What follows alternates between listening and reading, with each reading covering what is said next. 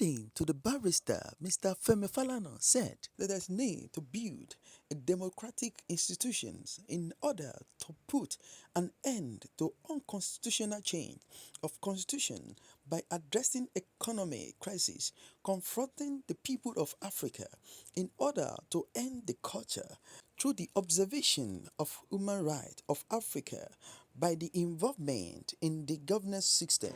Make concrete suggestions to the African Union and other regional leaders in the continent so that we can put an end to the ugly development. But what has come out very, very well in the proceedings this morning is the need for us to build democratic institutions, to put an end to the unconstitutional change of constitutions, or rather elongation of tenure of incumbent presidents, and also to address the economic crisis confronting the people of Africa, because the people must be at the center of development. Furthermore, it has also been suggested that the culture of impunity will have to end so that the rule of law will be respected, so that the human rights of our people will be observed. And unless you do this, particularly unless you involve the people in the governance system, it's going to be extremely difficult to end unconstitutional change of government in Africa. Is that the struggle against military rule in the 1990s was simply a struggle against military rule. Was a struggle for the restoration of democracy, whereas there was no democracy before. So there was no point saying you wanted to restore democracy. So we now ended up with civilian rule, authoritarian regimes, dictatorial regimes, which believed in absolutist, powers in a way that democratic institutions are not respected, resolutions of the National Assembly or parliaments were disregarded, court orders were disobeyed, and then you have unbelievable infringement of human rights and assassination of opposition leaders in some countries. So once you haven't really transited to democracy, it's a long way to go.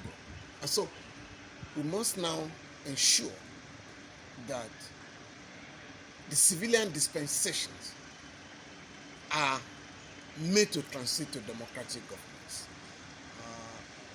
There are a few countries so far that we can refer to in terms of having successful transitions, like Ghana. But in terms of the economic problems confronting the peoples of Africa, our story is the same. And the imperialist institutions like the IMF and the World Bank that currently dictate the economic policies of the governments in Africa prescribe common solutions regardless of local peculiarities.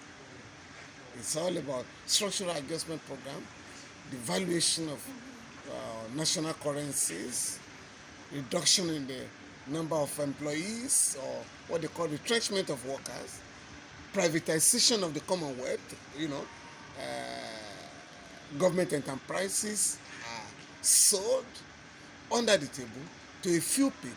So in a way that horizontal poverty is increased, is deliberately on the ascendancy. And we must make sure that we embark on equitable distribution of the wealth of each of our countries. We must combat poverty. We must ensure that every child goes to school at the expense of the state. And unless you put an enabling environment for democracy to thrive, unless you expand the democratic space, and unless you respect the human rights of our people, it may be difficult to end unconstitutional change of governments in Africa. My own position is that when we talk of the people, we're not talking of civil society organizations. We're talking of the people, the voters, the masses of our people. They must be at the center of development. Government must take them into consideration. They must be consulted from time to time, and the government must negotiate with them. Their demands must be addressed and met by the government.